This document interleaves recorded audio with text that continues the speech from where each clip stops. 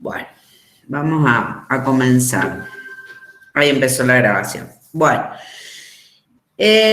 varias cosas a decirles. Primero, bueno, terminamos la unidad 3 la semana pasada. Ya les dieron el parcial domiciliario, o sea que ya saben que lo tienen que entregar el 28.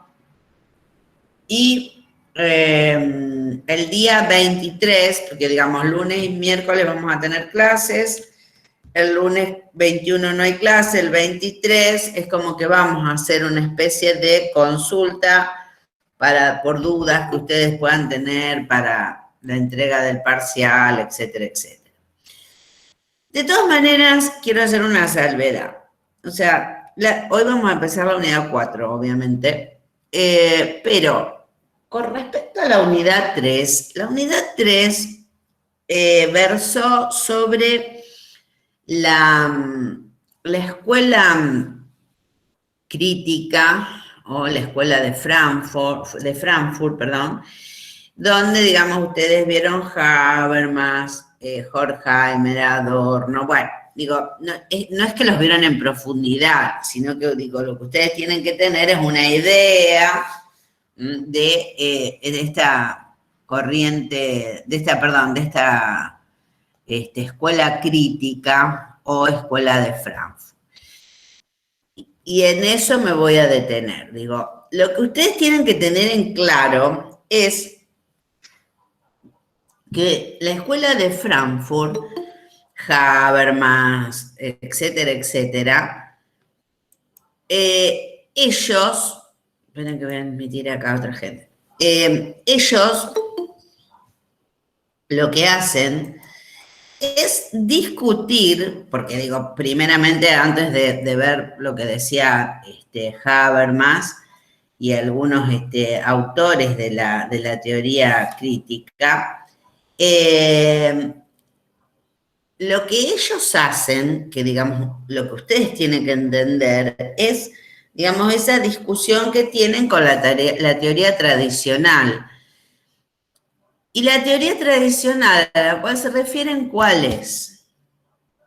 El positivismo. Y me han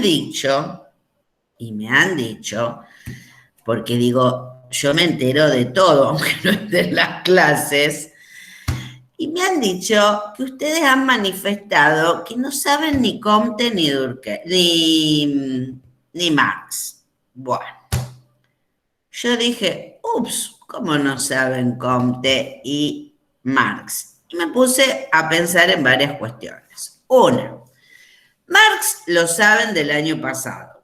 O sea, y no me van a decir que no, porque digo, yo estoy en teoría sociológica, digamos, ustedes saben que yo estoy en teoría sociológica y en epistemología. Entonces, no me pueden decir que no saben Marx, porque, a ver, el año pasado se los dimos. Y la encargada de los teóricos en teoría sociológica éramos en su momento Osvaldo, Mercedes y yo. Y después quedamos Mercedes y yo. Y Mercedes y yo, digo, siempre nos consultamos todo. Entonces, digo, Marx se dio. Si ustedes no lo estudiaron, no es un problema nuestro. Pero ustedes ya tienen que entrar segundo año con Marx sabido, chicos. Entonces, nosotros no podemos dar una clase de Marx, porque no tiene sentido, ya se lo dimos. Ahora, ustedes me dirán, ¿vimos un Marx más sociológico? Sí, lo entiendo. Pero acá, en esta materia, cuando nosotros vimos en la unidad 2, creo que era, toda la cuestión de la construcción del objeto de estudio, bueno, ahí algo de Marx se dio. De todas maneras, en el caso de Marx, por ahí lo voy a dejar un poquito más, digo, lo vamos a tratar más en profundidad, porque es un poco más difícil.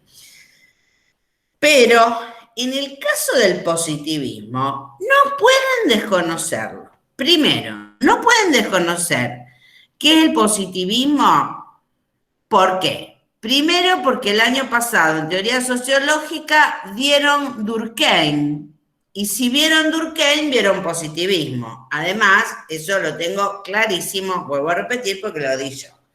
Supongamos que no dieron positivismo, que se olvidaron, así, maravillosamente, como hacen ustedes, de lo que era el positivismo, y entonces no se acuerdan qué es el positivismo. Bueno, error. No tiene nada que ver con los que tienen esa materia y no la tienen. Y ahora les voy a explicar por qué. Porque los de tanto relaciones internacionales como ciencia política tienen teoría sociológica. Uno, ustedes me están hablando de problemática del conocimiento, que no es la materia a la cual yo me estoy haciendo referencia. O sea, escuchen lo que digo. Con respecto al positivismo, ¿vieron positivismo el año pasado cuando vimos Durkheim? Entonces, vimos positivismo cuando vimos Durkheim. Perfecto. Cuando vieron este año, en esta materia, en las primeras unidades, vimos lo que era el positivismo. ¿Por qué? ¿Por qué? Porque cuando nosotros en las primeras unidades vemos la cuestión del conocimiento, digo, las caras, pardo, para llevarlos a la unidad. Nosotros vemos pardo, ¿no es cierto? Entonces la ciencia adquiere diferentes características u otras características a partir de la modernidad. Una de esas características era el método, o sea, la elección de un método. Y yo les dije, lo di yo a eso. O sea, a mí no me pueden discutir porque si hay algo que tengo una memoria prodigiosa y me acuerdo de todo. A veces bueno, a veces malo. Pero me acuerdo absolutamente de todo. Entonces, digo, cuando yo di positivismo y cuando hablé de esa característica de la ciencia, que tenía que tener un método, hablé de los dos métodos, el deductivo y el inductivo, ¿no? Entonces, ¿yo qué dije? El inductivo era el método que proponía ahora, digamos, Francis Bacon, es decir, que Bacon lo ponía, digamos, en el mismo estatuto de cientificidad la deducción, de la inducción, perdón, como a la deducción, porque, digamos, la inducción ya, digamos, aparecía en la etapa antigua, es decir, se usaba, Aristóteles usaba saberes con la utilización del método inductivo, pero eran considerados saberes de segunda. Entonces, en la modernidad, Bacon, digamos, logra el mismo estatuto de cientificidad para la inducción. Y yo les expliqué cómo era la deducción, y se lo expliqué con un ejemplo, que les dije que el oro se dilata con el calor, la plata se dilata con el calor, luego todos los metales se dilatan con el calor. Entonces, eso era, digo, ese es el ejemplo, ¿no? Pero ¿en qué residía eso? En las observaciones y comprobaciones empíricas de cada uno de esos fenómenos, y luego se establecía esa ley general. Luego, todo eso que, digamos, era sobre las ciencias naturales, y que era el auge de las ciencias naturales, la modernidad, digamos, implicaba el auge de las ciencias naturales, saber es poder, ¿no? Digo, la ciencia ocupa ese lugar privilegiado y valioso, es decir, la ciencia era la que daba cuenta de todo. Ya Marie, vuelvan a Marie, no era más la filosofía, no era más la religión, sino que era la ciencia la que daba respuesta a todo. Y eso, dije yo, después se trasladaba ¿a dónde? Al positivismo. Porque ¿qué es lo que hace? Digo, y ahí vamos a la otra parte de la unidad 2, por ejemplo, cuando hablamos de explicación-comprensión. Digo, cuando yo hablo de explicación, necesariamente remití al positivismo. Y me acuerdo perfecto que hablé de positivismo y les retomé este ejemplo de el oro se dilata con el calor, la plata se dilata con el calor, el cobre se dilata con el calor. Bueno, eso es un ejemplo, ¿no? Y se lo llevé al campo de las ciencias sociales, lo que hace Maquiavelo. Observa un principado, dos principados, tres principados, cuatro, cinco, multiplicidad de principados, y después establece una ley general. Todos los príncipes deberán gobernar de una manera. Entonces digo, Eso se los dije yo, se los dije en clase, entonces no me pueden decir que no saben positivismo. Vayan y lean, chicos, no podemos hacer más, no podemos hacer más nada nosotros. Las clases se las dimos, busquen las clases, están grabadas, ¿eh? Ahora, ¿no saben Comte? Bueno, no es terrible lo de Comte, si total saben positivismo. Ahora, ¿quieren una clase de Comte? Bueno, se vamos a dar. Comte habla, de esto que estoy hablando yo, porque Comte es el iniciador del positivismo. Y habla de esto, de la ley de los tres estados, que todo, tanto el espíritu humano como el espíritu científico deberá pasar necesariamente por tres estados. Y el último, el positivo científico sociológico, porque es el padre de la sociología, pero el haber entendido eso, ustedes lo que deben entender es que el positivismo, como corriente de pensamiento, liderada por Comte y después retomada por Durkheim, lo que hacen es, tomar la explicación como manera de dar cuenta de las observaciones y comprobaciones que uno hace de la naturaleza, ¿no? Acá hay que relacionar todo, piensen en las características de Pardo. La ciencia tiene una capacidad descriptiva, explicativa, predictiva. ¿Qué hace? Describe fenómenos que tienen características similares. El oro, la plata, el cobre, el Principado 1, 2, 3, 4. Luego reúne todas esas observaciones y comprobaciones empíricas en una ley general, y esa ley general es la que va a dar cuenta de esa realidad que ha sido observada y comprobada empíricamente. ¿Se entiende? Me parece que yo un poco se los digo así para que, a ver si les muevo un poco la cabeza. De todas maneras, creo que a ustedes les falta la presencialidad. Eso, pero no me cabe la menor duda que la presencialidad, pero que vuelva pronto, porque si no, no sé, porque todas estas cosas, todas estas relaciones que uno hace, bueno, a ustedes les faltan, evidentemente. Les faltan un montón, pero ustedes tienen que aprender a relacionar. O sea, los conocimientos no son compartimentos estancos, los estudio y se me olvidan. No, error. Y menos en esta carrera, ya sea ciencia política o relaciones internacionales. O sea, todo tiene que ver con todo acá. Entonces, no me puedo olvidar del principio, porque justamente el principio me da el pie para entender el final. ¿Se entiende? Entonces, ojo con eso. Ustedes tienen que aprender, y la universidad, implica eso, aprender a relacionar los conocimientos. Porque si ustedes no relacionan y estudian de memoria, y estamos perdidos. Como no me acuerdo positivismo, no sé positivismo. Sí lo sabes.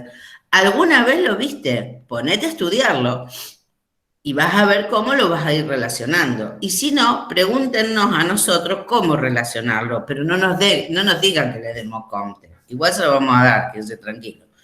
Pero, a ver, ya lo dimos a Comte, no lo dimos en primer año. No tiene nada que ver, porque justamente Comte no se da en problemática del conocimiento. Comte se da en teoría sociológica. Entonces ojo con eso. Empiecen a relacionar los conocimientos. ¿Por qué? Porque obviamente después nos encontramos, y ahora que con este texto, agárrense. ¿Por qué? Porque justamente, la unidad 3, yo, ¿qué dice? ¿Quién es que me está diciendo eso? ¿Hay alguien de trabajo social acá? En teoría sociológica, no sé qué me querés decir, ¿que lo vieron? Sí, estoy segura que lo vieron, pero si yo doy en teoría sociológica, y sí, ¿cómo no voy a saber lo que doy? No, yo doy en teoría sociológica. Sí, obvio que lo damos, es así. Y sí, cuando lo damos, lo doy en positivismo, o sea, cuando doy positivismo. A ver, ustedes están en eso, van muertos, porque yo estoy en teoría sociológica y en esta. O sea, no me pueden discutir lo que yo sé que doy en teoría sociológica. O sea, eso es así. Bueno, entonces, lo que pasa es que a ustedes teoría sociológica se les hizo bastante light. Porque, digamos, no estamos en la presencialidad, no tuvieron un examen así oral, algunos, estos exámenes virtuales, bueno, yo no la rendí, algunos, exacto, lo que yo iba a decir, algunos no la rindieron, otros capaz que zafaron, pero viste, que sí, obvio, querida, te recostó, sí, sí, porque falta esto. Falta la presencialidad, falta la consulta. Vayan a consulta. Nosotros con Mariano estamos a las 2 de la tarde, todos los martes, nadie viene. Estamos ahí, hablamos al Pepe con Mercedes, Mariano y yo. Bueno, vayan a consulta. Digo, ¿para qué están las consultas? ¿Usted se cree que las ponemos porque tenemos ganas? No, las ponemos porque es una obligación más que tenemos nosotros, así como dar clases, corregir exámenes y demás, también tenemos que dar consultas. Y nosotros nos conectamos, pero ustedes no. Entonces, aprovechen todo eso. ¿Mm? Bueno, entonces, digo, como yo no, la unidad 3, la escuela crítica, discute contra el positivismo, mis amores. Entonces, si ustedes no saben qué es el positivismo, y nunca van a entender lo que la escuela crítica dice. Lamentablemente es así. Así que, digo, visualicemos la de, ya lo vamos a retomar esto de Comte y Marx. Bueno, y hoy vamos a empezar la unidad 4. Oh, bueno, agarrémonos. La unidad 4 es, la unidad, sí, creo que no sé, les va a aparecer esto, no sé, chino mandarín. Bueno, la unidad 4 es sobre la discusión. Bueno, no, aportar poca cosa, no, chicos, no es para tanto. La unidad 4 es digamos, la discusión al interior de las ciencias sociales a partir del siglo XXI. Es decir, cuando nosotros vemos la teoría, digamos, en la unidad 3, la teoría crítica, digamos, es toda la cuestión de que se empieza a plantear, digo, para que se ubiquen y puedan enganchar, sería, digamos, todo el paradigma actual de Pardo, ¿no? Digo, el siglo XX, ¿no? Todo lo que el siglo XX le discute, ¿no? A la modernidad, a ese paradigma moderno. Bueno, este texto que vamos a ver hoy, que es el de Buenaventura de Sousa Santos, justamente, digo, esta unidad es, digamos, vamos a ver la discusión de lo que pasa en las ciencias sociales hoy, cuál es la discusión o por dónde pasa esa discusión en las ciencias sociales hoy, y después vamos a ver más precisamente, digo, vamos a ver algunos textos que hablan de la generalidad o de algunas posturas, ¿no? Que se tienen hoy con respecto a estas problemáticas y discusiones actuales. Y después vamos a ver en particular de la ciencia, o sea, textos que tienen que ver con la ciencia política y con las relaciones internacionales que son inherentes a cada una de las carreras que cada uno de ustedes va a elegir. Bueno, lo que dice justamente de Sousa Santos es que él tiene, o digamos, remite a un concepto, a una categoría analítica, como yo siempre digo, que serían las epistemologías del sur, ¿no es cierto?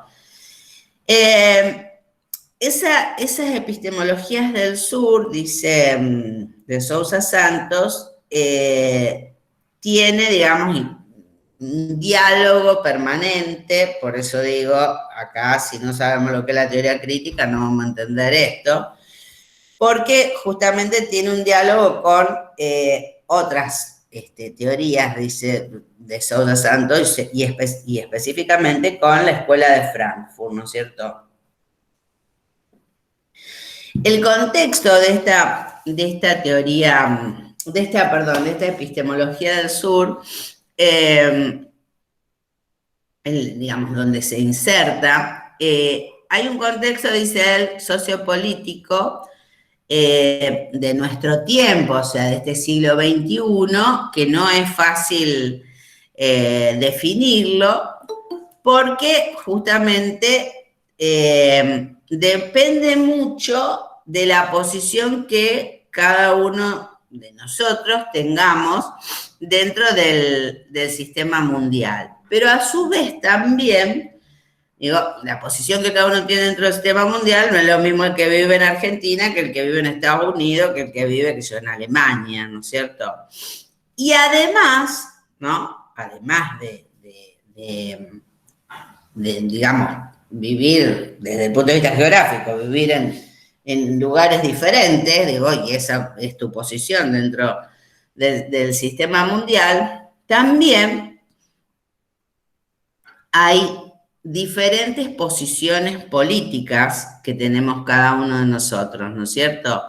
Es decir, puede ser que algunos estemos cerca, o digamos nuestra posición política acuerde o se referencie o digamos, o esté más en connivencia con las clases dominantes o con las clases oprimidas, ¿no? Es decir, puedo tener una posición política más de acuerdo a la burguesía, por así decirlo, al estilo de Marx, porque se acuerdan que yo dije que Marx hablaba de burguesía y proletariado, o estar más cerca de las clases oprimidas, como sería el proletariado o al estilo Marx, ¿no?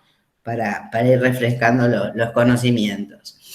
Y además, digo, esto tiene que ver porque en Europa,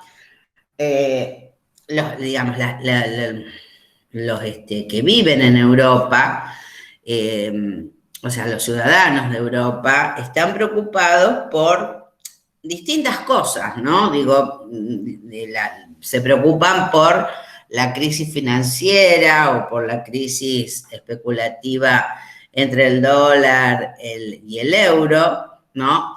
Entonces, digo, tratan de buscar soluciones a estas crisis especulativas, que por supuesto ellos mismos son las que las causan, tanto los europeos como los de Estados Unidos, dice de Sousa Santos.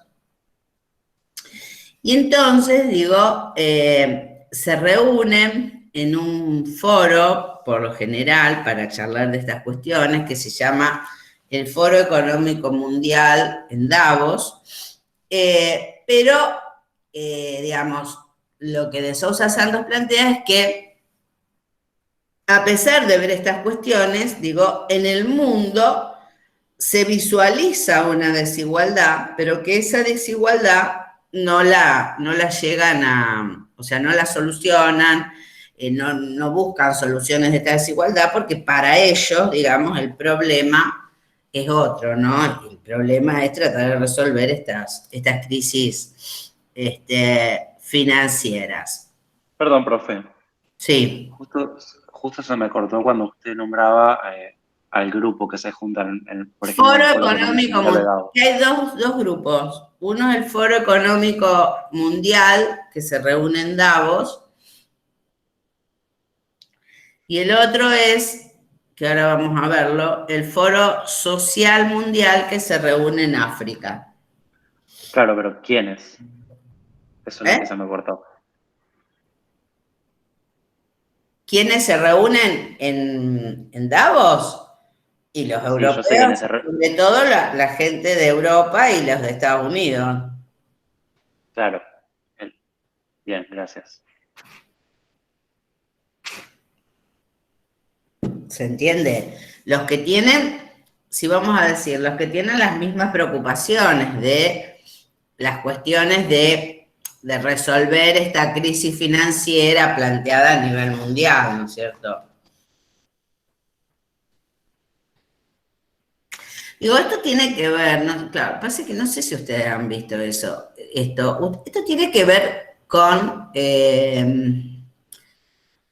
digo, hay un hito que es central en el mundo, que es en 1989 la caída del muro de Berlín, ¿no? Y digo, y eso sería como que se da el inicio al proceso de globalización, que digo, el proceso de globalización, que primeramente se cree que es una cuestión puramente económica, no es así, sino que también es una cuestión política, social, comunicacional, etcétera, etcétera, ¿no? Un poco es la idea de pensar este mundo globalizado, conectado, desde lo económico, lo político, lo social, lo cultural, y donde, digamos, aparecen otros actores en la escena, que son, digamos, las empresas transnacionales. Los estados nacionales comienzan un poco a desdibujarse. Entonces digo, tiene que ver con esa idea. Yo no sé si ustedes tienen en cuenta eso, saben o han visto alguna vez esta situación, ¿no? Digo, es Tuvimos una fundamental. materia entera, profe, de eso, ¿Eh? historia. Ah, bueno, También. Sí, sí, buenísimo. sí, en Entonces, ese sentido tenemos contextualización, por suerte. bien, bueno, perfecto. Entonces eso está contextualizado. Entonces, digo, pero esta desigualdad en el mundo, digo, digamos, esto va a crear, obviamente, la intervención de los estados, ¿no? Para justamente tratar de lograr una mejor,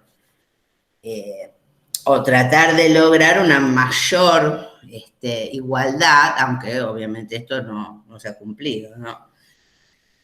Por el otro lado, el foro social, que yo hacía referencia antes mundial, que se reúne en África, está más preocupado por las injusticias en general, los problemas de medio ambiente, el problema de los campesinos, de las mujeres, se preocupan por otros conocimientos que no son los propios de Occidente.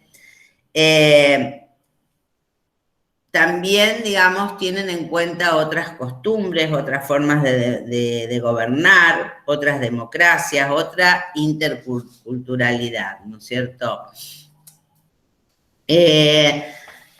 Hoy, por ejemplo, hay un montón de organizaciones y movimientos progresistas que piensan en cómo será, o tratan de imaginar cómo será el futuro postcapitalista, digo, porque la idea acá es justamente, digo, después de la caída del muro de Berlín, es como que, digamos, el capitalismo ha triunfado sobre el socialismo, ¿no es cierto?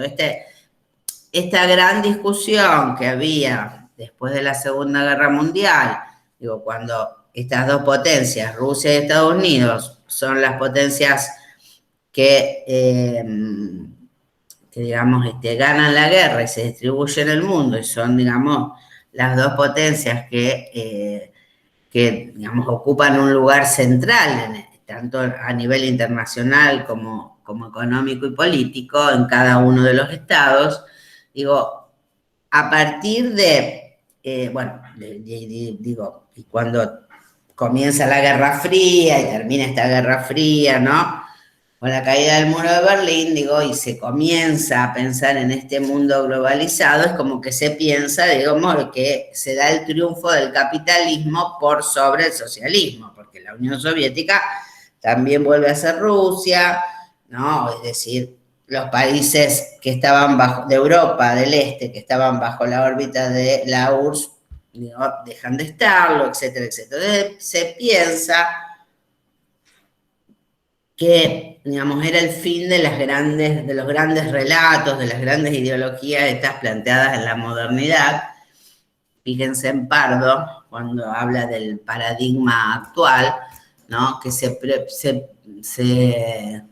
piensa en el fin de estos grandes relatos como justamente eran el marxismo, la democracia, planteados en la modernidad. Entonces, a partir de esta situación, evidentemente lo que se piensa es que, bueno, se ha dado el triunfo del capitalismo por sobre el socialismo.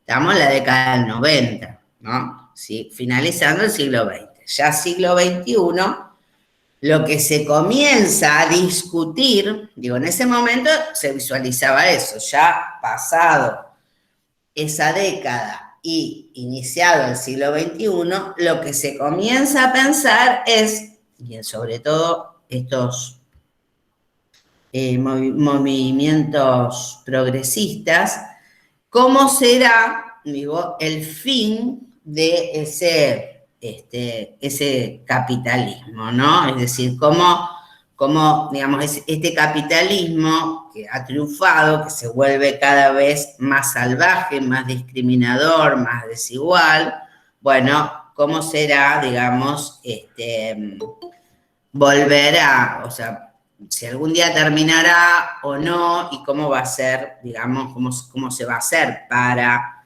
poder culminar con eso, ¿no es cierto? Porque obviamente, digo, digo, todos estos atisbos que se ven de algunos estados, ¿no? Que llevan adelante la socialdemocracia, el keynesianismo o el estado de bienestar, son formas de evitar digamos, esa continuación del capitalismo, pero, digo, son formas de solucionar la situación o paliar la situación de este capitalismo salvaje que presenta esas dificultades, pero que no resuelven, ¿no? Definitivamente el fin o la culminación no, de este capitalismo. Y bueno, digo, todos piensan que en algún momento va a terminar, algunos piensan que en algún momento va a terminar porque justamente, digo, la historia nos ha marcado que en algún momento todo ha terminado, ¿no es cierto? Pero justamente lo que no se sabe es cómo será ese fin o cómo va a terminar esta situación. Y bueno, esto es lo que obviamente genera temor dentro de la sociedad, ¿no es cierto? Y por supuesto, digo, las crisis que vemos que se van generando en cada uno de los diferentes países cada vez se profundizan más y no vemos grandes alternativas frente a este capitalismo salvaje y desigual, plantea de Sousa, ¿no es cierto? Bueno, entonces, lo que él dice es que si bien no hay alternativas, la alternativa no sería el socialismo, porque bueno, esto ya pasó y esto volvería a ser una trampa que nos pone Europa para volver a ese socialismo. Entonces lo que él, digamos, considera que puede ser una alternativa para esto serían otras formas de sociedad que son las que se discuten, ¿no? Dentro de este foro social mundial en África, pero que todavía no hay nada en concreto, ¿no? Que solamente son discusiones. Dentro de ese contexto, digamos, que él manifiesta, que tiene que ver con el contexto en el cual, digamos, estamos viviendo hoy, ¿no? Él habla también de un contexto intelectual, y entonces él dice que las epistemologías del sur reflexionan creativamente sobre esta realidad, la que estamos viviendo hoy, para tratar de ofrecer un diagnóstico crítico del presente, que obviamente tiene como su elemento constitutivo la posibilidad de reconstruir, formular y legitimar alternativas para una sociedad más justa y libre. Eso lo van a encontrar en el texto, como digamos, en la parte del costado, como lo más central. Digo, lo que significa esto, ¿qué es? Obviamente, digo, que hay otra posición, otra postura, que serían las epistemologías del sur, que surgiría como una alternativa para empezar a pensar, digamos, cómo reconstruir, ¿no? Este mundo globalizado, si ustedes quieren, ¿no? Que justamente representa grandes dificultades. Y entonces digo, hay varios, no solo de Sousa Santos, digo, hay varios autores que se suman a esto y van intercambiando sus posiciones. Y dentro de esto, digo, estas epistemologías del sur, digamos, tienen 4 áreas, donde las áreas serían la cuestión de las áreas de discusión, ¿no? Al interior de estas epistemologías del sur, serían las gestiones ambientales, es decir, toda la cuestión del medio ambiente, la cuestión de los derechos humanos, las democracias y el desarrollo. ¿Por qué? Porque, digo, la cuestión de los derechos humanos es algo que, digo, surge con la Revolución Francesa, ya lejos de hace tiempo, ¿no es cierto? Pero, digo, sobre todo en países como América Latina o África, digo, han tenido, digo, estos derechos humanos algún resabio donde han sido vapuleados, por ejemplo, en el caso de América Latina, en la cuestión de los golpes de Estado, ¿no es cierto? Y entonces, digo, también, digo, esta idea de la democracia y el desarrollo, lo que ellos plantean es esta democracia, digamos, que fue el gran relato de la modernidad, ¿no? Ahora nosotros le agregamos otro tipo de cuestiones, ¿no? Digo, hablamos de democracias participativas, democracias deliberativas.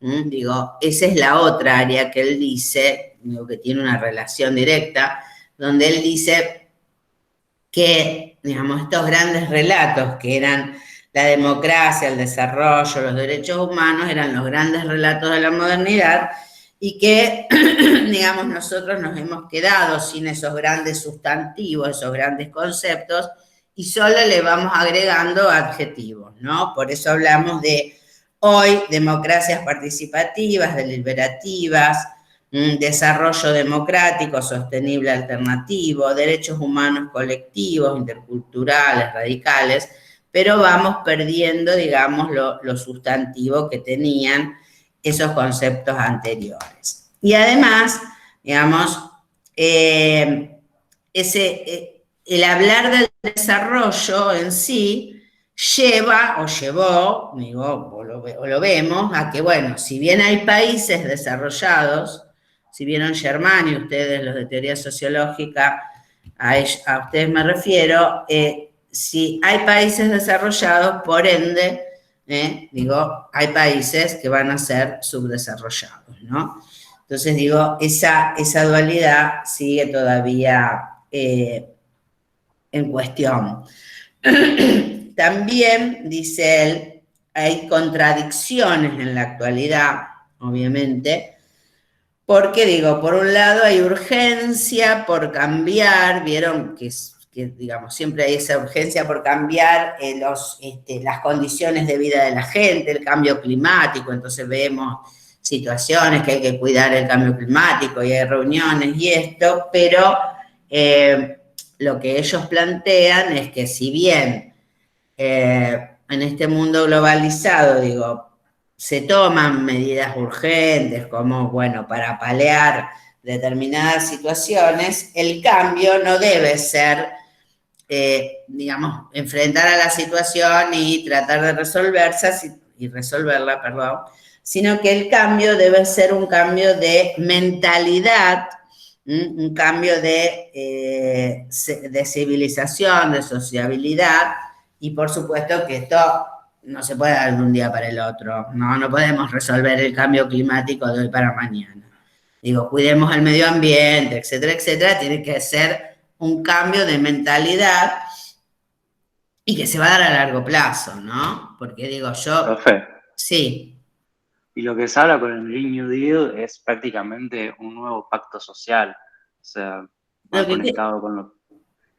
no sé si conoce el término Green New Deal, que es lo que se está planteando a nivel internacional hoy en día con el tema del cambio climático, y prácticamente se está planteando un nuevo pacto social en el que se tenga como prioridad la protección del medio ambiente. Nada, quería, porque va bastante conectado a lo que usted está diciendo. Sí, exactamente. Pero el tema es que, justamente, está bien lo que vos estás planteando, pero vos fíjate, esas son como medidas para paliar estas situaciones que, bueno, que generan una cuestión de crisis, ¿no? En el medio ambiente, digo, pero, digo, lo que plantea el autor es que eso es, digamos, lo que hacen justamente tomar esas medidas urgentes. Digo, lo que hay que hacer es tratar de lograr de un cambio de mentalidad, ¿no? A lo que yo me referí, lo que yo iba a referir, y que eso se da a largo plazo, digo, porque si a mí antes, ¿no? Digo, cuando yo fui a la primaria, secundaria, teníamos idea, sí, obvio, sabíamos lo que era el medio ambiente, pero no hablábamos de este cuidado del medio ambiente, de reciclar, ¿no? ¿Cómo se llama? La cuestión de los aerosoles y demás, ¿no? Digo, después ahora los niños van a la escuela primaria y ya desde la primaria, ya hace un tiempo, no desde ahora, es como que tienen más cuidado por el medio ambiente, ¿no? Pero esto es una cuestión que lleva tiempo, que lleva cambio de mentalidad, porque digo, a mucha gente de mi edad, por ejemplo, que me digan, che, hay que tirar la basura de un lado al otro, y es como que te cuesta separar la basura, decir, no, o sea, no es tan fácil, ¿no? Digo, a eso apunta. Profe. Es un cambio a largo plazo. Sí. No, disculpe, pero me quedó una duda con respecto cuando usted hablaba de los derechos humanos, las democracias y el desarrollo, ¿sí las democracias y el desarrollo están dentro de la misma área o es una área por separado, digamos? No, son distintas categorías analíticas, yo diría. Por un lado los derechos Genial, humanos, gracias. por el otro lado la democracia, por el otro lado el desarrollo, que por supuesto están conectados, obviamente, que están relacionados. ¿Se entiende? Sí, profe, sí, como usted había nombrado que eran 4 áreas de discusión, por eso yo tengo la las duda. 4 áreas son esta de gestión ambiental, derechos humanos, democracia, desarrollo. La otra es ustedes pues cuando lean el texto lo van a ver. La otra es las contradicciones estas que se toman, o sea, estas medidas, esto que estamos hablando ahora. La tercera es la pérdida de lo sustantivo, que yo lo fui diciendo más rápido. Y la cuarta es la relación que se establece, él dice relación fantasmal, que se establece entre la teoría y la práctica, ¿no?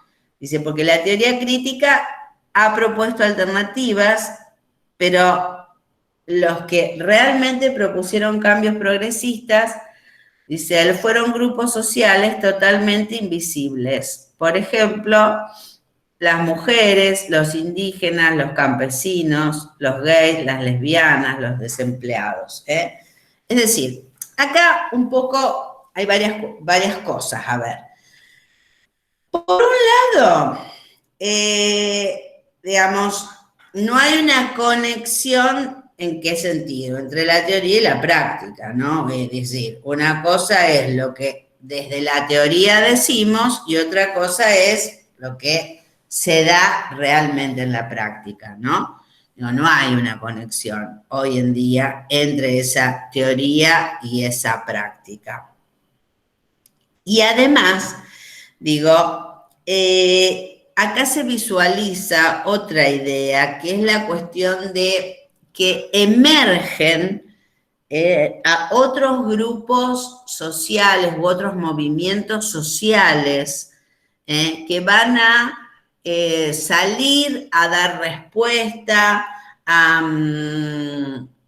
pelear por no solamente sus intereses, sino los intereses a nivel, digamos, de lo que está sucediendo en determinadas regiones o en determinadas sociedades.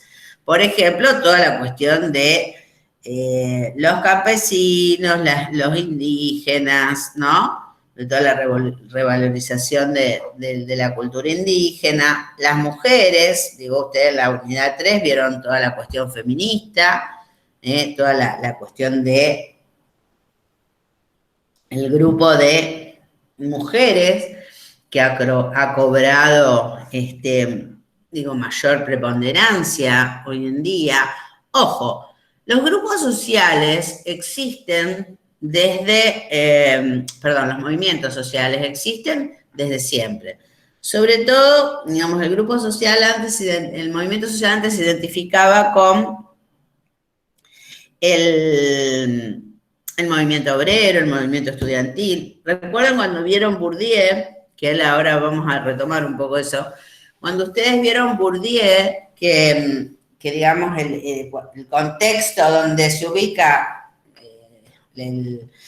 la teoría de Bourdieu, digo, hay que entender primero el contexto, que es el mayo francés, ¿no es cierto? El mayo del 68. Entonces, ¿qué fue ese mayo del 68? Bueno, esa reunión de obreros y estudiantes que salen a la calle a protestar para lograr determinadas reivindicaciones. Bueno, esos son los movimientos sociales de ese, digamos, que preponderaron, ¿no? Digo, el movimiento obrero, el movimiento estudiantil, el movimiento sindical. Y el movimiento de mujeres existía. Digo, no es que no existía, digo, sí existía el movimiento feminista. Pero, digo, en esta idea de los nuevos movimientos sociales y en esta situación a partir de la década del 90, es como que se cambia esa idea de movimiento social ligada a cuestiones de clase, ¿no? O cuestiones puramente económicas.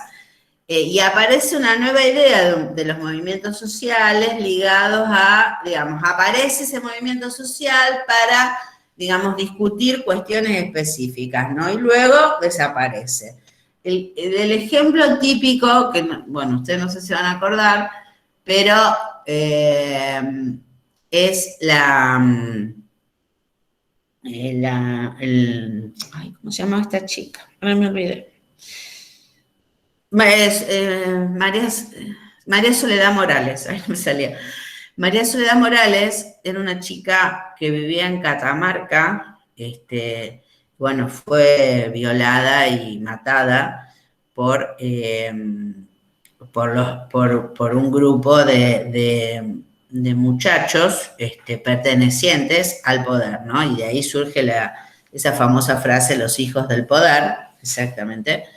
Que, por supuesto, quisieron tapar todo, porque como eran el hijo del diputado, el hijo del jefe de policía, no sé, estoy inventando porque ni me acuerdo quiénes eran, pero digo, eran vinculados a los hijos del poder, ¿no? Entonces, digo, quisieron tapar todo. Bueno, justamente había una monja, que era la monja Marta Peloni, que ve esa situación porque la chica iba a ese colegio.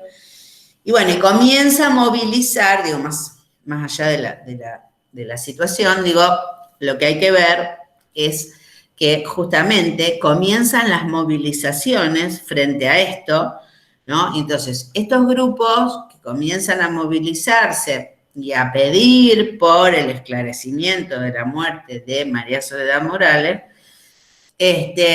terminan finalmente, o sea, no están en el poder, no están vinculados al poder, no aparecen, digamos, en ninguna institución, pero terminan finalmente, bueno, metiéndose en la agenda, ¿no? De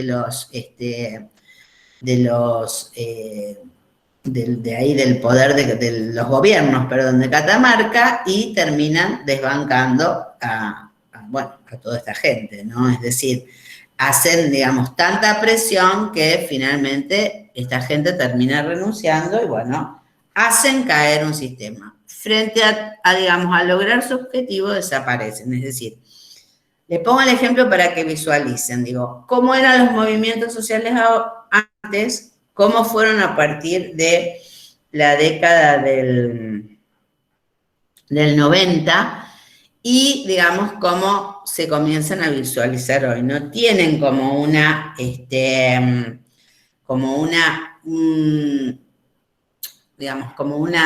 cierta inicio en la década del 90, pero digo, el movimiento feminista o por ejemplo el movimiento homosexual, digo, tanto gays como lesbianas, que ya existía desde antes, bueno, ha cobrado mayor presencia, mayor fuerza, ¿no? Digo, las marchas, las movilizaciones que se visualizan ahora, antes no se visualizaban, ¿no? Es decir, que obviamente lo que dice de Sousa Santos, que estas epistemologías del sur son como reclamos a nuevos procesos de producción, de valorización, de conocimientos válidos, conocimientos, digamos, también que no solamente tienen que ver con los conocimientos científicos, sino que pueden ser otro tipo de conocimientos. Recuerden en el paradigma actual cuando se planteaba que, digamos, se discutía ese lugar privilegiado y valioso que tenía la ciencia a partir de la modernidad y que, bueno, la ciencia pasaba a ser una tradición más y era tan válido la ciencia y el vudú, ¿no? Y este autor también plantea que, bueno, que hay otras tradiciones, otras costumbres, otras maneras, ¿no? De conocer, otras, digamos, conocimientos que pueden ser no científicos y que son también válidos y que tienen que ver no solamente con el mundo occidental, dicen, ¿no? Sí, creo que también podríamos pensar en costumbres, tradiciones y demás del mundo oriental.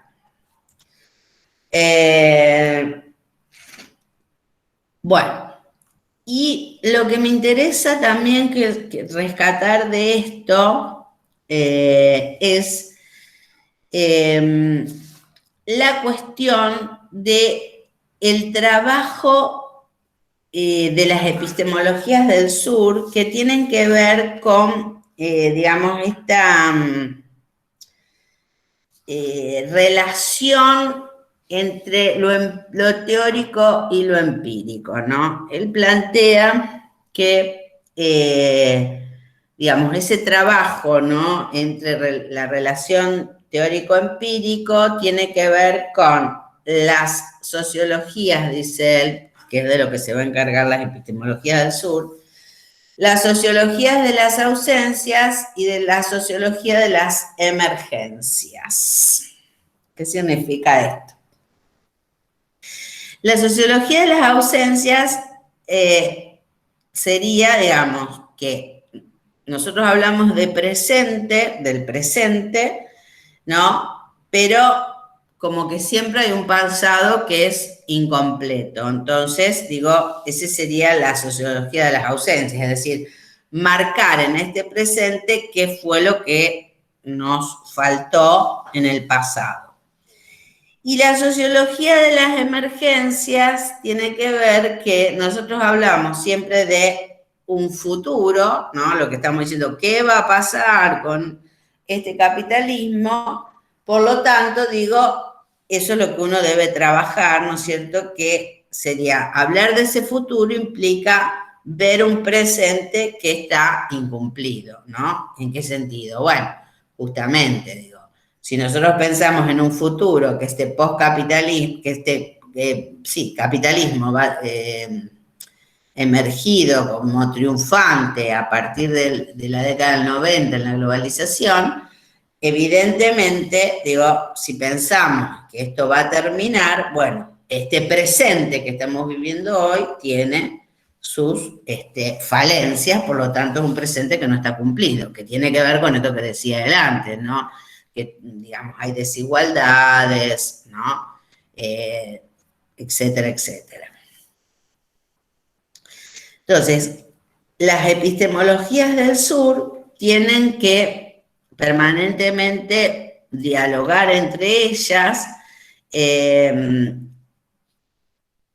y, digamos, discutir o contraponerse contra otras epistemologías, ¿no? Para, digamos, en este diálogo, en esta confrontación, van a encontrar la fuerza para lograr, digamos, una solución a todo esto.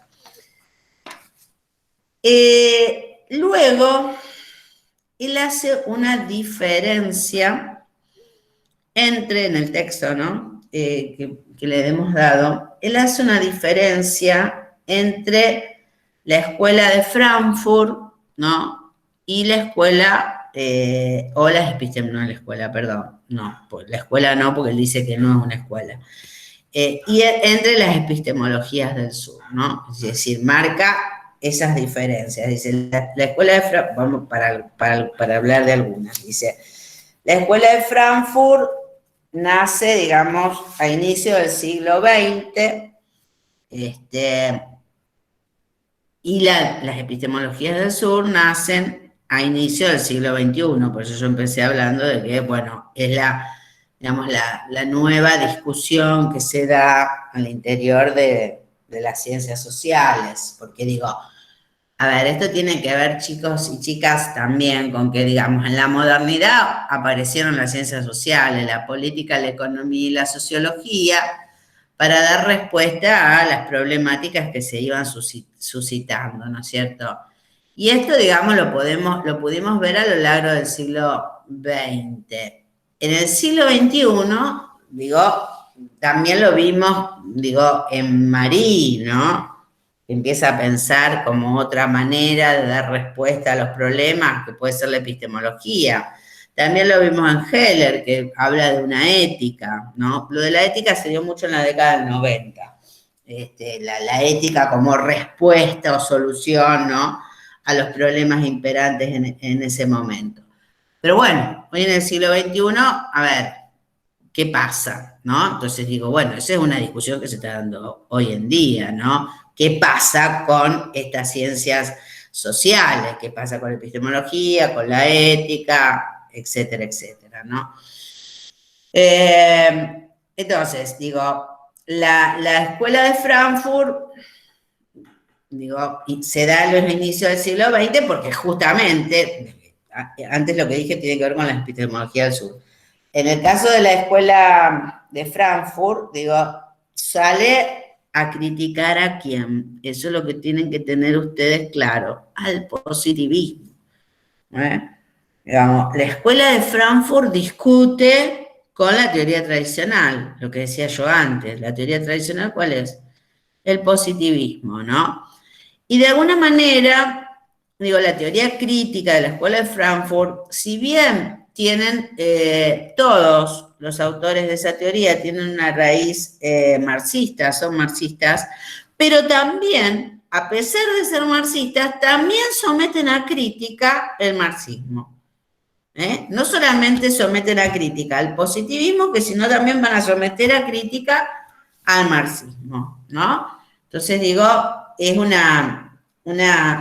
obviamente, es como que discuten contra esos postulados propios de la modernidad, como habían sido, bueno, el marxismo, el positivismo, ¿no? Estas corrientes de pensamiento que aparecen al interior de la ciencia política como ciencia, que habla Portantiero. Portantiero, autor que dieron en teoría sociológica. Vayan y releanlo de nuevo. Fundamental ese texto. Léanlo, es fácil, claro, y los ayuda a entender un montón de cosas. Para hoy poder entender esto, ¿no? Si no es como que yo les hablo y, no sé, pasan las moscas. Bueno. Otra de las cosas que él dice, que obviamente la teoría crítica tiene una escuela, la escuela de Frankfurt, porque de ahí nace, y tiene autores bien definidos. En el caso de las epistemologías del sur, dice de Sousa Santos, son muchos los formuladores, o sea, son muchos los que formulan diferentes situaciones o alternativas o propuestas, ¿no? Para paliar determinadas situaciones. De Sousa Santos se considera uno de ellos, o sea, que está dentro de la epistemología del sur, y no quiere, y no es una escuela, dice él, como lo fue la escuela de Frankfurt, porque no quiere ser una escuela estrictamente de unos pocos, ¿no? Digo, la escuela de Frankfurt, vos sabés que digamos, estuvo Habermas, Horkheimer, Honneth, ¿no? Digo, fueron algunos los que pertenecieron a esa escuela. Sino que él lo que propone, de Sousa Santos, dice que quiere una escuela mundi, ¿no? Que sea una escuela a nivel mundial y que donde estén, digamos, todos los oprimidos.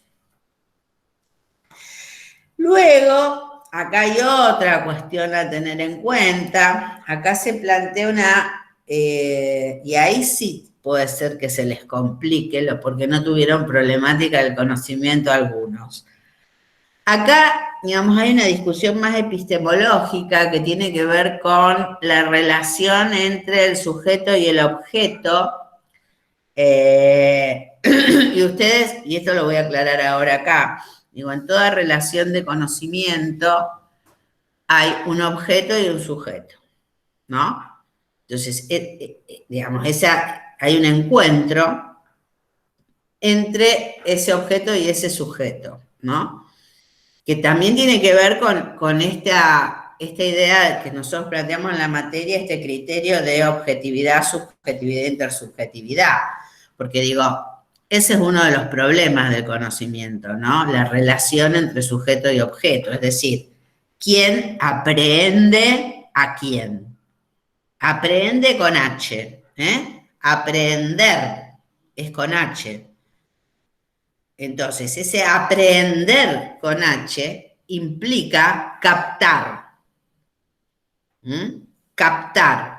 Entonces, en esa relación de conocimiento, donde está el sujeto y el objeto, ¿quién aprehende a quién? Y esto sí tiene que ver estrictamente con la filosofía y con el problema del conocimiento que remite a la filosofía. Y entonces, digo, frente a esto hay dos grandes posiciones. Por un lado, los que piensan que el objeto es el que se deja aprehender por el sujeto, es decir, es el objeto el que se abre en esa relación de conocimiento y deja ver sus características esenciales. Estos serían los que están con el objetivismo, ¿no? Es decir, hay una preeminencia en esa relación de conocimiento por parte del objeto. Y por el otro lado están los subjetivistas, los que dicen, no, en la relación de conocimiento es el sujeto el que aprende al objeto, no es el sujeto el que capta al objeto. Bueno, por supuesto, digo, después hay posiciones intermedias, pero digo, que esto que viene de la filosofía, cómo recala acá en nuestra materia.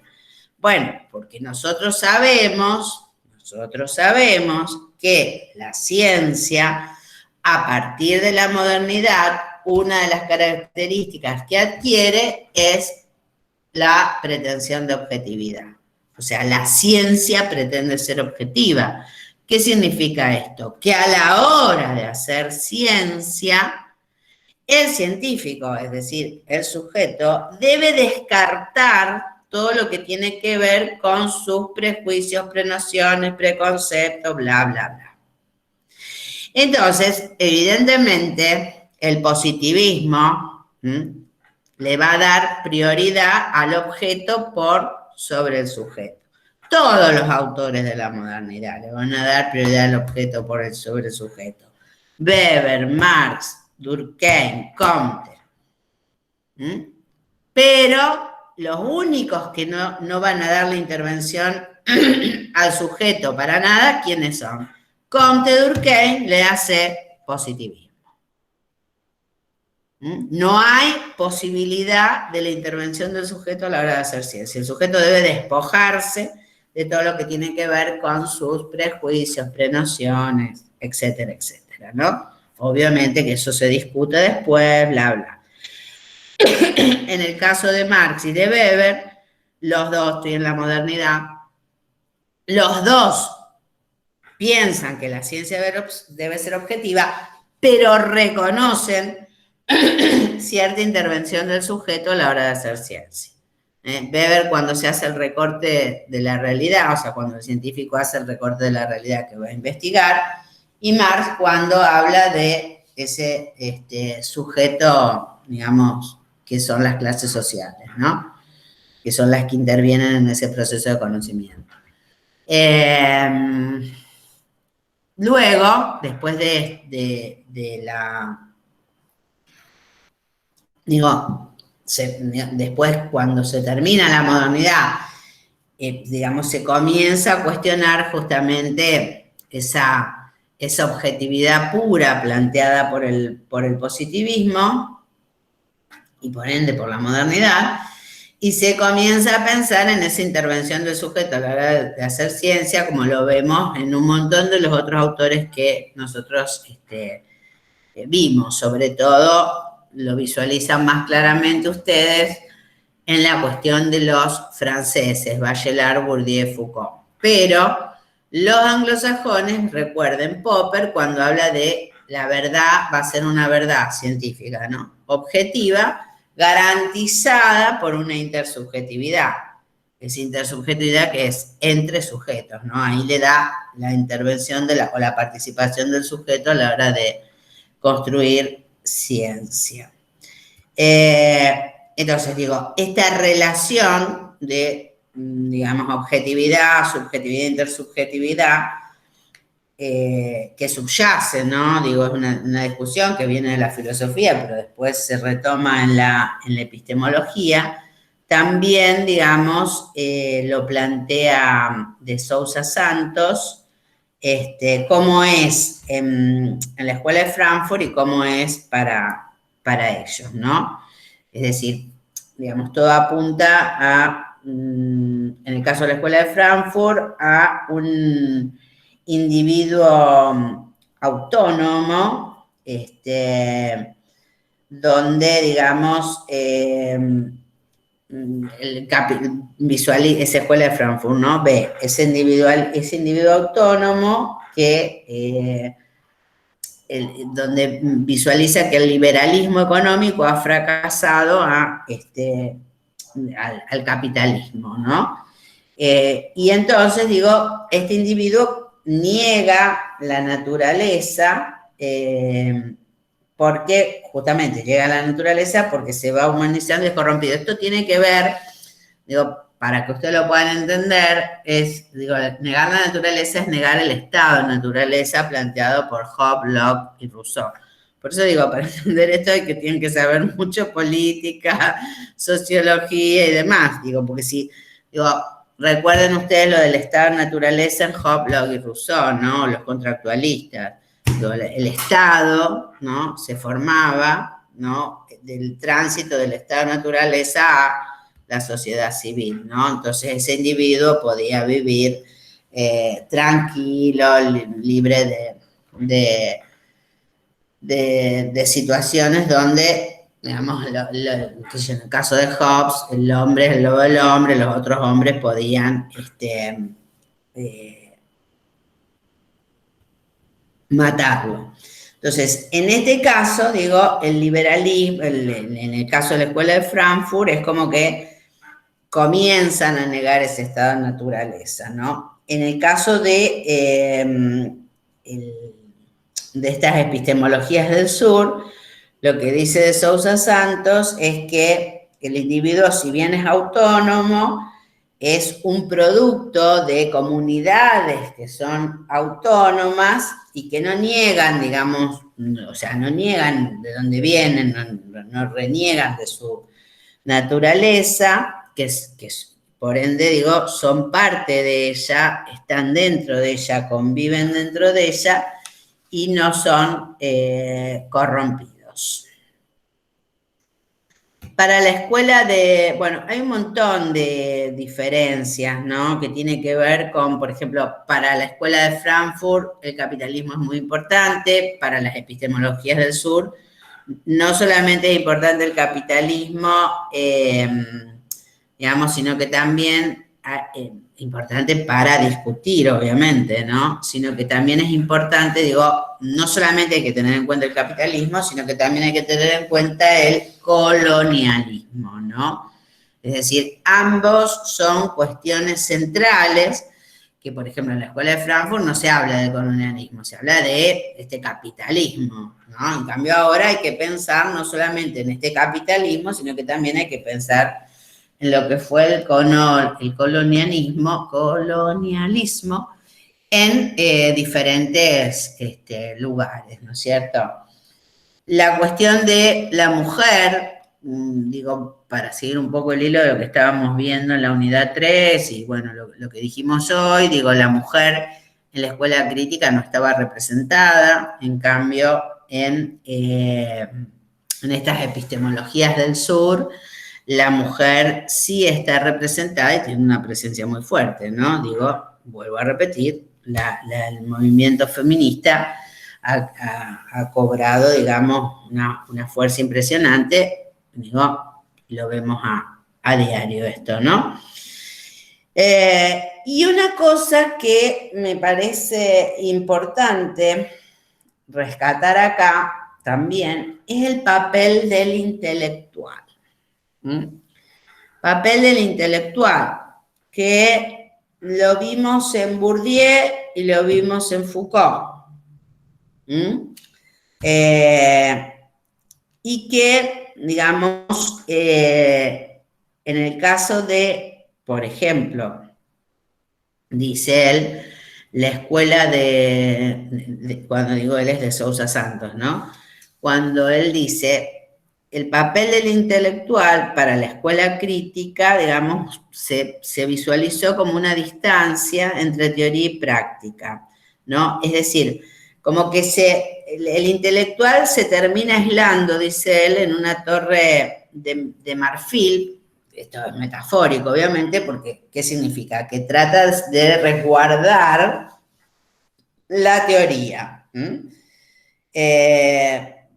Porque en realidad, digamos, la teoría crítica, lo que dice de Sousa Santos es que cuando se da el Mayo francés, el movimiento, y el movimiento estudiantil y tanto el movimiento obrero, como decíamos antes, tuvo una preponderancia importante. Para la escuela crítica no significó nada porque para ellos, digamos, habían quedado como impactados después de que la revolución obrera alemana había sido traicionada, ¿no? Entonces, digo, como que no pudieron visualizar, digamos, el movimiento estudiantil como una reivindicación de los derechos en ese momento en Francia. Y con respecto a las epistemologías del sur, dice que las teorías son las que van a la retaguardia, y el trabajo, importante esto, el trabajo de los intelectuales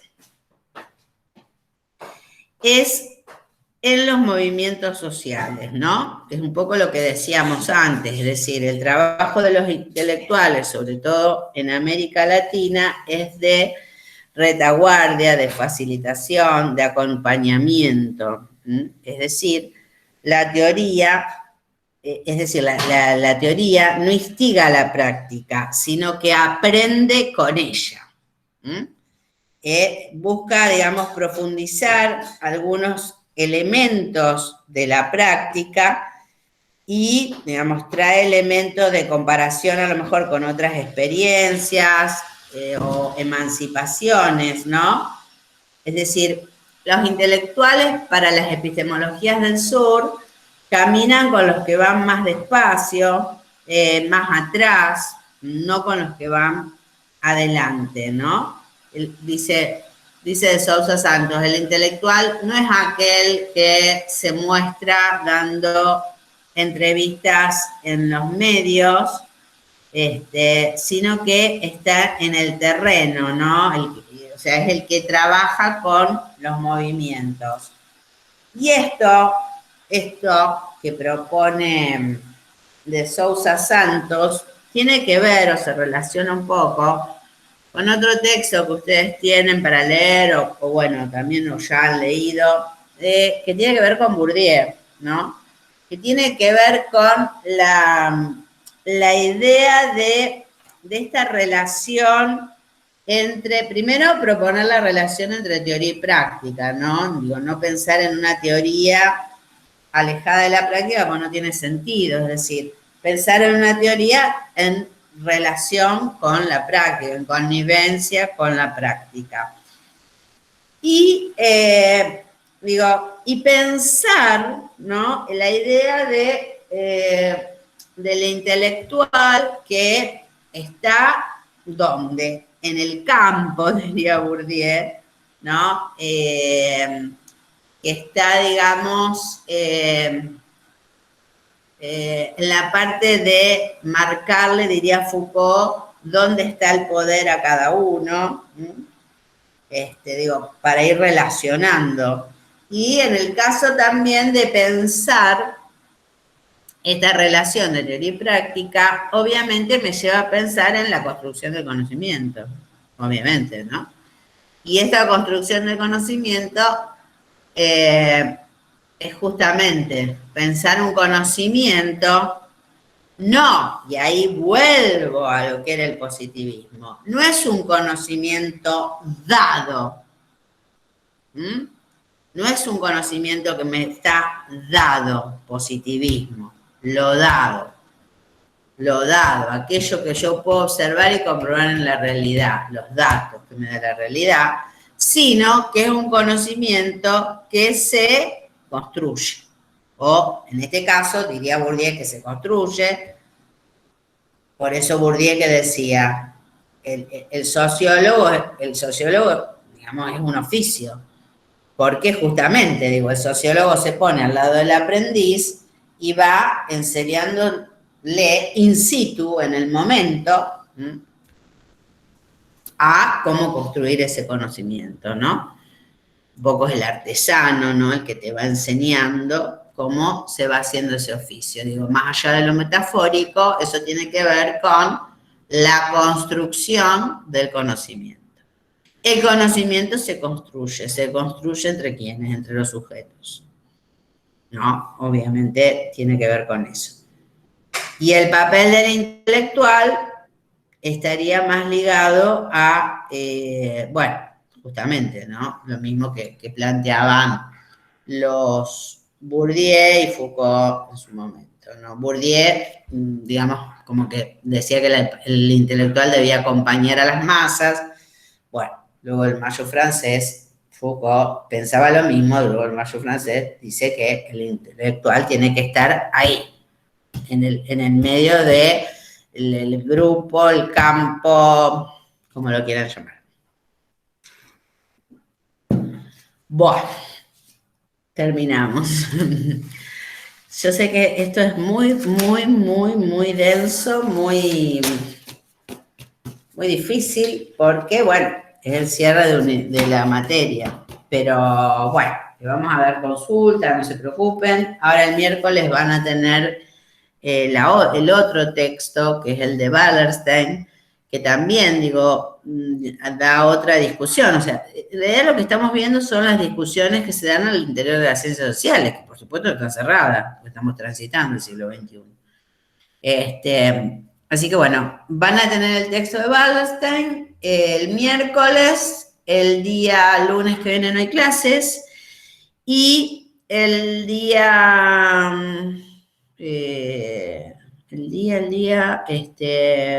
23, ahí les vamos a dar un poco, vamos a dar una consulta, ahí vamos a hablar de lo que es el positivismo, otra vez el marxismo y demás, y todo lo que ustedes quieran preguntar, porque si avanzamos es como que, viste, tenemos miedo. No sé qué, no, bueno, me alegro. Son discusiones, digo, para quedarse pensando justamente. ¿Qué otra cosa me preguntaron? No sé, Juan Cruz, ¿vos querés agregar algo? Hay tiempo. No, había una pregunta acá que preguntó Dana, creo que decía, o sea que el positivismo cree que es el objeto del que aprende el sujeto. No sé si lo alcanzaba a leer, pero bueno, ya creo que está respondido, no sé si... ¿Cómo es, Juan Cruz, me lo decís? Dana, que preguntó, ¿el positivismo es el objeto el que aprende al sujeto o al revés? No, el objeto aprende al sujeto en el positivismo. Claro, ¿Por qué? por eso. Porque esa era la pregunta, Juan Cruz. Claro. Claro, en el positivismo el objeto es el que aprende al sujeto. ¿Por qué? Porque en el positivismo el sujeto no interviene.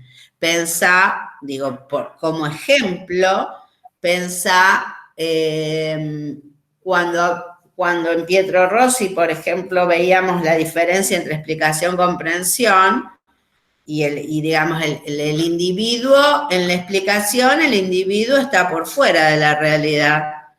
O sea, la diferenciación que hace Dilthey entre ciencias naturales y ciencias sociales, digamos, la explicación está por fuera el individuo está por fuera de la realidad. El individuo lo único que hace es observar y comprobar empíricamente esa realidad. Es decir, los fenómenos pasan por la realidad y yo estoy por fuera de la realidad y lo que hago es observar y comprobar empíricamente esos fenómenos. Y en función de eso después establezco una ley general. ¿Se entiende? La comprensión decía lo distinto. Digo, la comprensión decía, o Dilthey decía, que el individuo está dentro de la realidad, está inmerso dentro de la realidad, ¿no? Pero bueno, eso es otra cuestión. Lo que quiero significar es que en el positivismo no hay opción de que el sujeto intervenga a la hora de conocer, porque está por fuera de la realidad. Lo único que puede hacer el sujeto es observar y comprobar empíricamente. Y luego establece una ley general. Entonces ahí se visualiza claramente esto que decíamos antes, ¿no? Esta cuestión del problema del conocimiento y de esta relación entre sujeto y objeto que se establece, bueno, a partir de la filosofía. Aguarden un minuto, por favor. Decime otra pregunta.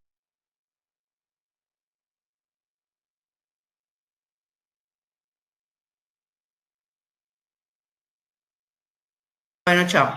Dale, ¿se entendió? Perdón, tengo que hablar con mi hijo, una cosa. ¿Se entendió esto?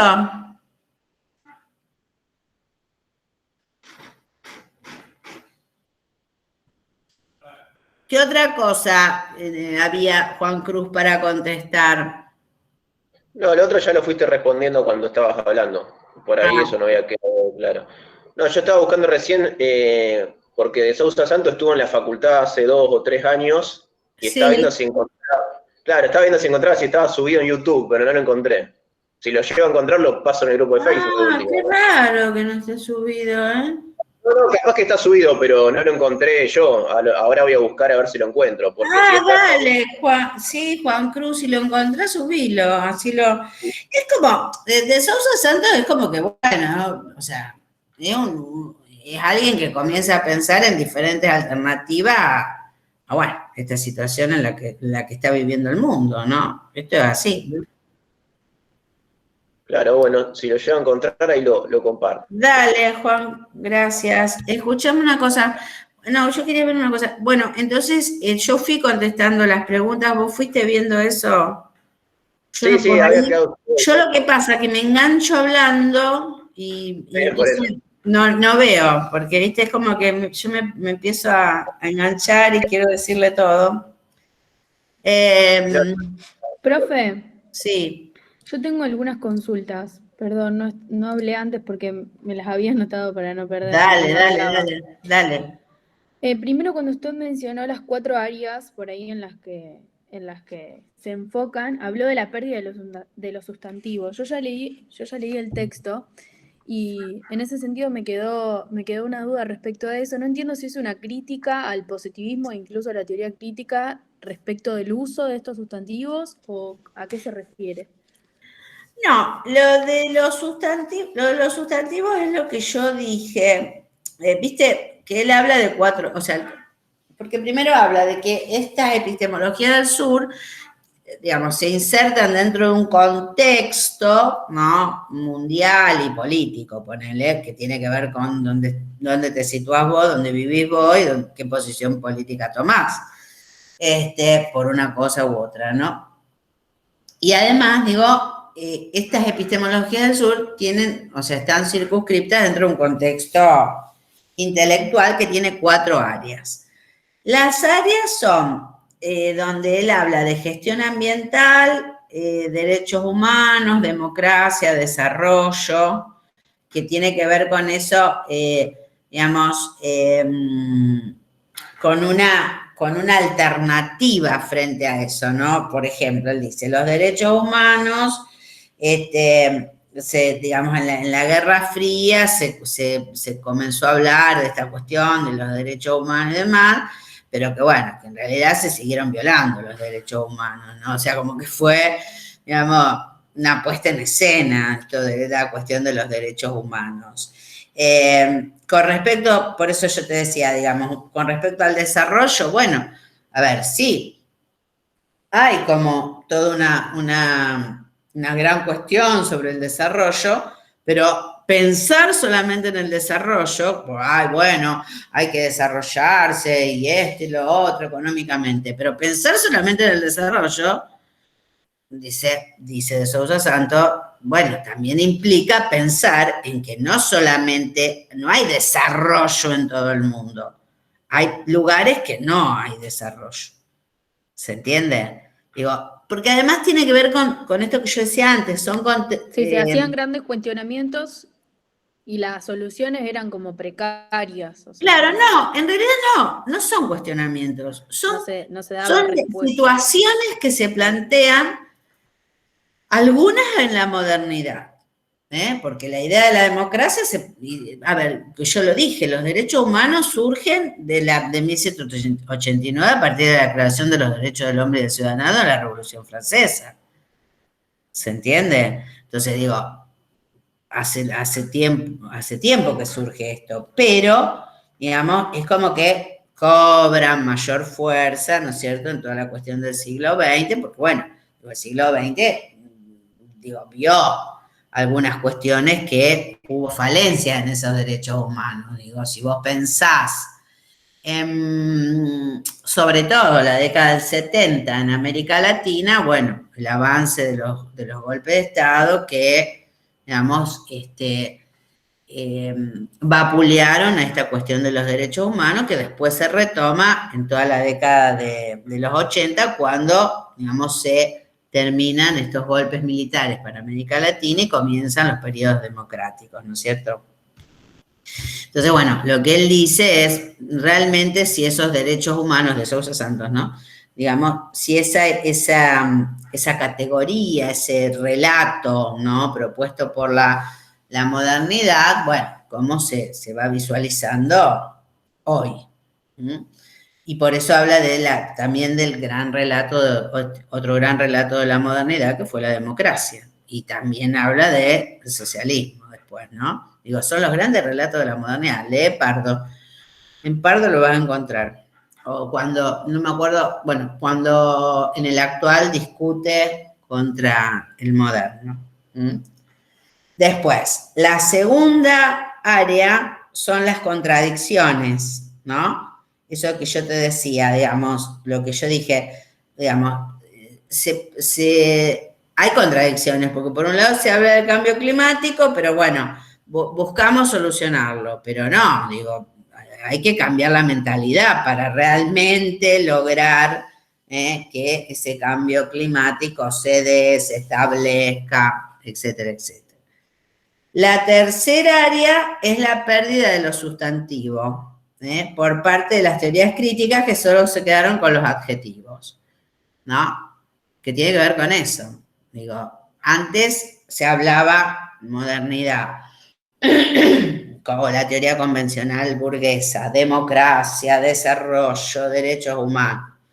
Lo que tenemos hoy en día no es más esta cuestión de democracia, de desarrollo, sino que nos quedamos con los adjetivos, la democracia participativa, la democracia deliberativa. Ya está, ese gran relato es como que ya está, ahora tenemos que hablar de otro tipo. Y en la cuarta área era la que yo me referí, que era lo dice claramente, la relación fantasmal entre la teoría y la práctica. Digo, cómo se visualiza esa, o sea, cómo se visualiza o cómo se da esa relación entre teoría y práctica. Y un poco, bueno, después lo vimos con la teoría de crítica, ¿no? Es decir, hasta qué punto la teoría sale a la respuesta. Digo, él quiere que la teoría, digamos, en realidad lo que quiere es que los intelectuales o todos aquellos que trabajen al interior de los campos, de los campos, diría Bourdieu, o digamos, de los diferentes movimientos, desde allí, digamos, desde la práctica emerja una teoría, ¿no? Sí, profe, entendí. Me había quedado ahí medio suelto del tercer punto, pero ya Fíjate en el texto, Sí. cuando lo leas. Sí, ya lo leí, lo tengo acá a mano. Bueno, las cuatro, dice, contexto conceptual, 4 áreas. Y lo dice, 1, 2, 3, 4. Sí, después tengo otra duda respecto de cómo se insertan las teorías feministas en ese sentido, porque nosotros las vimos con anterioridad, como después de la teoría crítica, como que la teoría crítica no tiene en cuenta los puntos de vista de las mujeres. No, no es que no tiene en cuenta, no se visualizan autoras claro. dentro de la teoría, a eso supone. No es que no quiera a las mujeres o persiga a las mujeres, no. Todavía no era se visualiza en la teoría crítica, en la escuela de Frankfurt, que haya mujeres que discuten eso. Lo que sí se visualiza en las epistemologías del sur. Claro, entonces las teorías feministas son anteriores a la epistemología del sur o se insertan dentro de las mismas. No, los movimientos feministas pero, son anteriores, digamos. Pensá que son movimientos sociales. Los movimientos, qué sé yo, están en la década de siempre. O sea, a ver, ¿cómo te puedo decir? Las mujeres, por decir, ahora se me ocurrió esto, las mujeres no votábamos antes y sin embargo hubo un reclamo y terminamos votando. O sea, el movimiento feminista creo que siempre estuvo. Lo que pasa es que, bueno, ahora, con esto que plantea me parece a mí, ¿no? Que plantea la epistemología del sur, es como que han yo no sé si han cobrado mayor importancia, pero lo que te digo, han cobrado mayor visibilidad. ¿Se entiende? Digo, porque Sí. importancia siempre tuvieron. Digo, a ver, el voto femenino, el voto, las mujeres no votaban, y que estamos hablando del 1940. Y bueno, las mujeres, digamos, llevaron adelante un movimiento pidiendo digamos, que sus derechos sean políticos sean reconocidos y terminamos votando. Entonces, a ver, y estamos hablando de 1940, ¿no? Del 40 y pico. Lo digo en el caso de Argentina, porque digo, que las mujeres votemos fue Eva Perón. ¿Cómo es? En Europa fue un poco antes, ¿no? Mucho antes. O sea, a lo que voy. Digo, el movimiento feminista siempre estuvo, pero bueno, digo, en algunos casos tuvo más acción, en otros, o sea, en otros no, pero me parece como que ahora se visibiliza mucho más, ¿no? Digo, antes cuando hablábamos digo, fíjate vos, las cuestiones de género, ¿no? En el sentido de la violencia de género. Y antes no se hablaba, antes, viste, se mataba una mujer y le decía, es un crimen pasional. La otra vez escuchaba justamente eso, ¿no? Y antes se hablaba de crímenes pasionales, no, o sea, no es un crimen pasional. Pero ahora es como que se visibiliza más, digo, los crímenes de mujeres existieron desde siempre, pero ahora es como que están más visibles. Claro. A eso. O sea, existieron desde siempre que... Claro, sí, por eso digo, el nada más que movimiento por ahí feminista se siempre visibilizaron. existió, no Pero, es sí. que nunca existió, al contrario, siempre Obvio. existió, fueron uno de los primeros movimientos conjuntamente con con el movimiento obrero, con el movimiento estudiantil,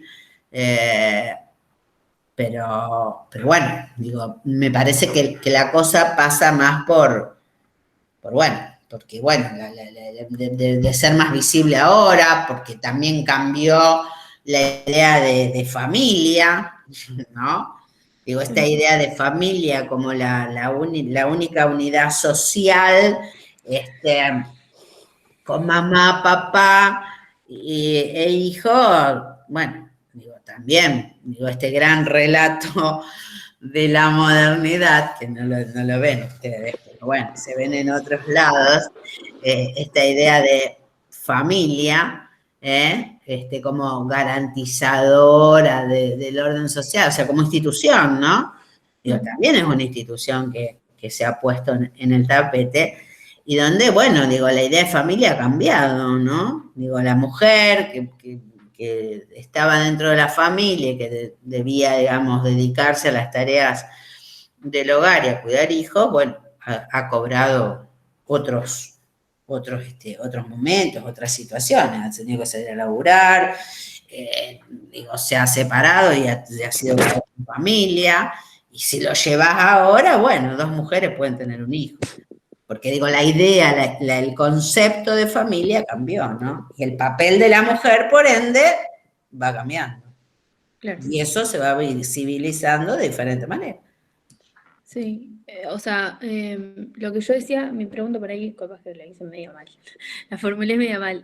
Respecto a las epistemologías del sur, lo que permitieron fue visibilizar un poco más las teorías feministas que ya existían, obviamente, previamente. Claro. Ahí está. Claro. Eso. Claro, como que le van a dar importancia, suponte, a todo lo que es, digamos, este grupo de mujeres que sale a protestar por la violencia de género, los derechos, ¿no? Digo. Sí. Bueno, creo que nada más. De última, si tengo otra consulta, voy mañana a consulta. Muchas gracias. Sí, de todas maneras, el miércoles tienen clase y el 23 vamos a estar Lucía y yo, porque el 21 es feriado, pero el 23 vamos a estar Lucía y yo para, bueno, hablarles de Comte, de Marx, refrescarles, no tanto por ahí darles, o sea, tanta teoría que, bueno, nos vemos obligados obviamente, a darle las cosas, porque es lo que nos dice el programa, pero me parece que como que el día 21, que es feriado, entonces el 23 nos vamos a tomar el tiempo para aclarar dudas y para hablarles de Comte y de Marx, como ustedes pidieron, ¿no? Porque, bueno, a pesar de que yo los reto, pero igual, o los llevo a que piensen, igual se los vamos a dar, para que les quede, bueno, un lineamiento, para que les quede más claro. Entonces ahí ustedes aprovechen a preguntarnos, porque eso nos lleva a nosotros a buscarle las relaciones y que ustedes puedan entender, más allá de que uno le pueda dar el teórico, lo que dice Comte, lo que dice Marx, que por ende termina cayendo a lo mejor en un teórico y no es entendible. Entonces, por ahí, ustedes aprovechen y pregunten eso. Bueno, si no tienen más preguntas, me voy a retirar porque tengo que ir a otra clase a la 1. Así que, si no tienen más preguntas, nos vemos la próxima. Chao, nos vemos, Roxana. Chao, Juan Cruz. Acordate de mandarme el escrito, ¿eh? Entre hoy y mañana temprano te lo mando. Tranqui, porque viste que hay tiempo, así que tranqui. Listo. Bueno, gracias. Chao, gracias.